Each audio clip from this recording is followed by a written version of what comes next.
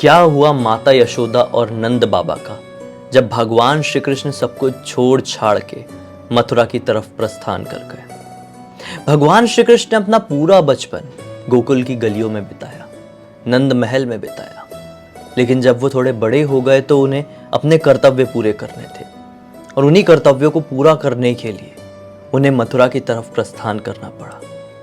माता यशोदा और नंद बाबा श्री कृष्ण से इतना प्रेम करते थे, इतना प्रेम करते थे कि खुद की सगी माँ भी अपने बालक से इतना प्रेम नहीं कर सकती थी। माता यशोदा कहीं ना कहीं ये बात जरूर जानती थी कि मेरा बेटा कृष्ण एक साधारण इंसान नहीं है, वो भगवान है, वो अवतारी है, लेकिन फिर भी वो चाहकर भी अपना स्नेह, अपना जो लगाव था वो अपने पुत्र के प्रति बदल नहीं पा रही थी।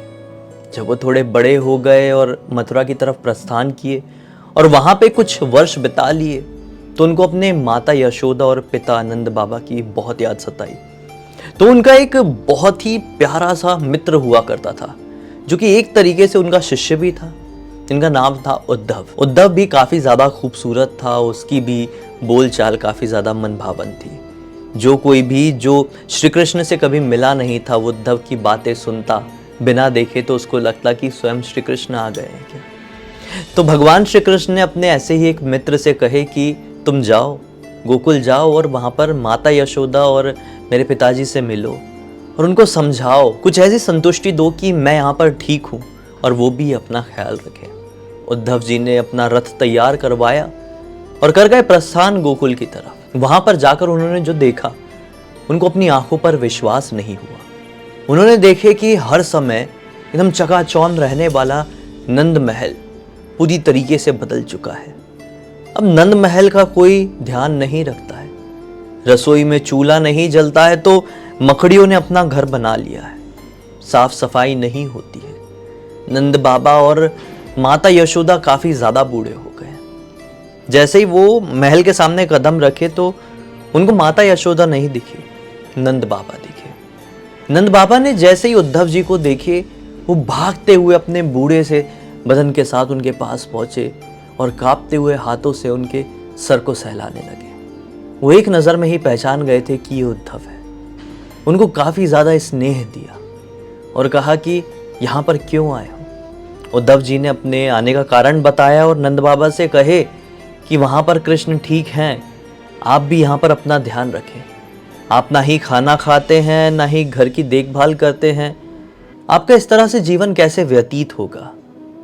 भूख लगती है तो आपको आसपास का कोई खाना खिला देता है। कैसे रह सकता है कोई भी मनुष्य जिस तरह से आप रह रहे हैं। मुझे मालूम है कि आपको कृष्ण विरह का काफी ज्यादा दुख है, लेकिन इतना ज्यादा भी करना गलत है। आपका पुत्र कृष्ण एक साधारण मनुष्य नहीं बल्कि एक अवतारी पुरुष है। आपको ये चीज ध्यान में रखना चाहिए। अब जैसे ही उद्धव जी की बातें नंद बाबा ने सुने तो काफी ज्यादा दुखी हुए कि उद्धव जी यहाँ पर आए हुए हैं, इतनी प्यारी प्यारी बातें कह रहे हैं और वो उनको कुछ खिला भी नहीं पा रहे, उनका मुंह मीठा भी नहीं कर पा रहे। उतने में ही एक पड़ोसी एक कटोरी में खीर भर कर ले आया और उद्धव जी को दिया। उद्धव जी उस खीर को खा ही रहे थे कि अचानक से उनकी नजर पड़ती है एक बूढ़ी सी महिला की तरफ, दुबली पतली शरीर की, चलकर कांपती हुई उनकी तरफ आ रही है। शायद उस बूढ़ी महिला की आंखों की रोशनी भी क्षीण होने लगी थी उम्र के साथ।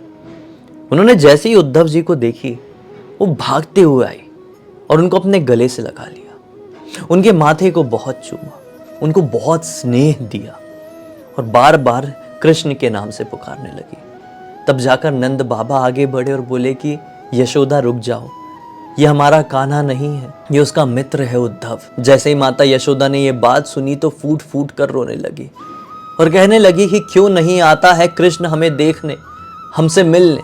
फिर उद्धव जी ने वही बात कही कि आपका पुत्र एक साधारण मनुष्य नहीं है माते, वो एक अवतारी पुरुष है और उसके कुछ कर्तव्य हैं जो उसे निभाने बहुत ज्यादा जरूरी है और आपके लिए ये जरूरी है कि आप अपना ध्यान रखें। कृष्ण ने मुझे आपको सांत्वना देने के लिए यहाँ पर भेजे हैं। मोह माया केवल मनुष्यों के लिए होती है, मनुष्य के ही भाई बहन सखा प्रेम माता पिता होते हैं, लेकिन कृष्ण तो स्वयं परब्रह्म है, उससे आपका कैसा रिश्ता हो सकता है। इस मोह को खत्म कीजिए, इस मोह को खत्म कीजिए। ये बात सुनकर रोती हुई बूढ़ी यशोदा कहती है कि एक बात बताओ, क्या तुम्हारे पर ब्रह्म को कोई भी स्वयं ब्रह्मा विष्णु महेश में से कोई भी बांध के रख सकता है? वो बोलते हैं कि नहीं, पर ब्रह्म को कौन बांध के रख सकेगा? बोलती है मैंने बांधा है। कि तुम्हारा कोई भी मनुष्य, कोई भी देवता, कोई भी राजा, कोई भी रंक पर ब्रह्म का पेट भर सकता है? वो बोलते हैं कि नहीं माते, ये तो कोई नहीं कर सकता। बोलती है मैंने भरा है, कृष्ण को मैंने दूध पिलाया है। अगर तुम्हारे पर ब्रह्म के साथ कोई ऐसा नहीं कर सकता, मैंने किया है, तो कृष्ण मेरा बेटा हुआ, भगवान होगा वो तुम्हारे लिए, मेरे लिए तो मेरा पुत्र है। और चलो मान लिया कि वो भगवान है, तो अपनी भक्तन की एक पुकार नहीं सुन सकता? क्या कमी रह गई मेरी भक्ति में? क्या कमी रह गई हम में? क्या हमने उनका ख्याल नहीं रखे? क्या हमने उनकी ऐसी देखभाल नहीं की कि जब आज हमें उनकी ज़रूरत है, आज हमको जब उनकी इतनी याद सता रही है, तो एक बार भी हमें देखने के लिए नहीं आए? अगर वो भगवान है तो जाकर कह देना उसे एक बार कि इस भक्तन की सिर्फ एक ही इच्छा है जो पूरा कर दे। एक बार मेरी चौखट में आके मुझे मैया कह के पुकारते, वरना ना कहे वो खुद को भगवान। माता यशोदा और नंद बाबा की ये हाल और ये वाणी सुनकर उद्धव जी की आंखों से आंसू छलक पड़े। वो ज्यादा कुछ नहीं कह पाए। पीछे की तरफ अपने रथ की तरफ जा ही रहे थे तो नंद बाबा ने फिर से पुकार कर कहे, बता देना कान्हा से कि कोई भी वाणी, किसी भी प्रकार का आश्वासन हमारे काम नहीं आ सकता। हमारे काम आएगी तो केवल कान्हा की एक झलक। कुछ कर सकते हो तो एक बार हमारे कान्हा को हमारे पास भेज देना। उद्धव जी रो पड़े, रथ में सवार हुए और सीधे कान्हा के पास मथुरा पहुंच गए। सारी बात बताई और कहे कि आप जाते क्यों नहीं हैं? वो आपके माता पिता है, आप उनसे मिलते क्यों नहीं हैं? कृष्ण जी भी काफी ज्यादा दुखी हुए और उन्होंने बताया कि मैं कैसे चले जाऊं? जरासंध बार बार मथुरा में आक्रमण कर रहा है। अगर मैं गोकुल चले जाऊंगा तो जरासंध को पता चल जाएगा कि वहां पे मेरे सखा है, सखियां है, माता है, पिता है।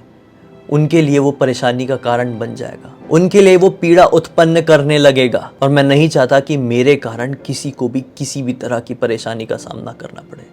जब तक जरासंध का अंत नहीं हो जाता, मेरे कर्तव्य पूरी तरह से जब तक पूर्ण नहीं हो जाते, मैं गोकुल नहीं जा सकता, माता पिता को अपनी झलक नहीं दिखा सकता।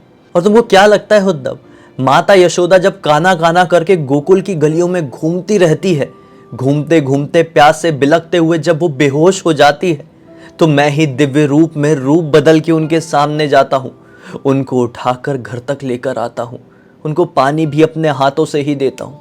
लेकिन साक्षात रूप में कैसे चले जाऊं, ये बहुत बड़ी परेशानी का कारण बन जाएगा। तुम्हें क्या लगता है कि माता यशोदा रोते हुए बार बार मेरे पालने को देख देख कर ये कहती है कि कान्हा उठ जा, कितना सोएगा? क्या मैं उनके पीछे खड़े होकर अपने दिव्य रूप में उन्हें स्नेह से नहीं देख रहा होता हूँ?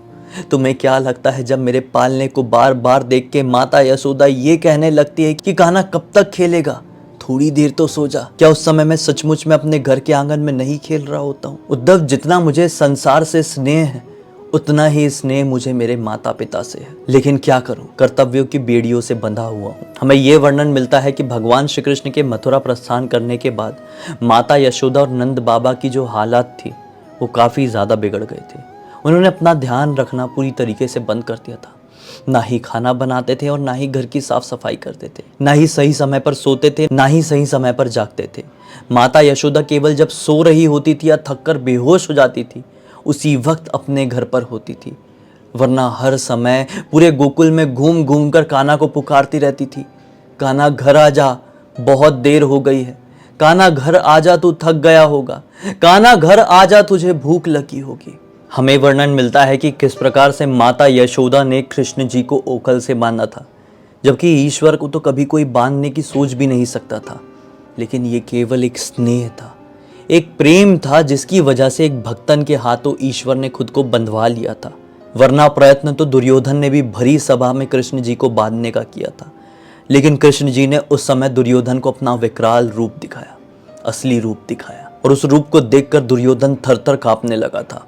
दुर्योधन उसी समय समझ गया था कि ये कोई और नहीं, स्वयं ईश्वर, स्वयं परब्रह्म है। फिर दुर्योधन कभी श्री कृष्ण जी के साथ ऐसा कुछ करने का दुस्साहस कभी सोच भी नहीं पाया था, क्योंकि उसके मन में खोट था और माता यशोदा के मन में स्नेह, प्रेम, जिसके लिए ईश्वर कुछ भी कर सकते हैं। ईश्वर ना ही पूजा पाठ के भूखे होते हैं, ना ही हमारे चढ़ाए प्रसाद के। ईश्वर तो भूखे होते हैं केवल प्रेम के। ईश्वर को प्रेम करो और देखो आपके जीवन में कभी भी किसी चीज़ की कोई कमी नहीं होगी। उम्मीद करता हूँ कि इस वीडियो के ज़रिए आप लोगों को एक बहुत अच्छी जानकारी मिली होगी, एक बहुत अच्छी सीख मिली होगी। तो अब तक इस वीडियो को देखे हैं तो लाइक ज़रूर कर देना, चैनल को सब्सक्राइब करके बेल आइकन दबा के ऑल के ऑप्शन में क्लिक करना, क्योंकि इसी तरह के हैरान कर देने वाले अनोखे वीडियो डेली आप लोग के सामने लेके आते रहता हूँ। इंस्टाग्राम के लिंक इस वीडियो के डिस्क्रिप्शन बॉक्स में मिल जाए, क्लिक करके डायरेक्टली वहाँ पर पहुँच जाना। और इसी तरह की कोई भी कहानी, टॉपिक या जानकारी आप लोग के पास भी है तो लिख भेजना। हो सकता है मेरा अगला वीडियो कल आप लोगों के हिसाब से बन रहा हो। तो चलिए कल फिर से मिलते हैं, तब तक के लिए बहुत बहुत धन्यवाद। आप लोग का दिन शुभ हो। जय श्री कृष्ण।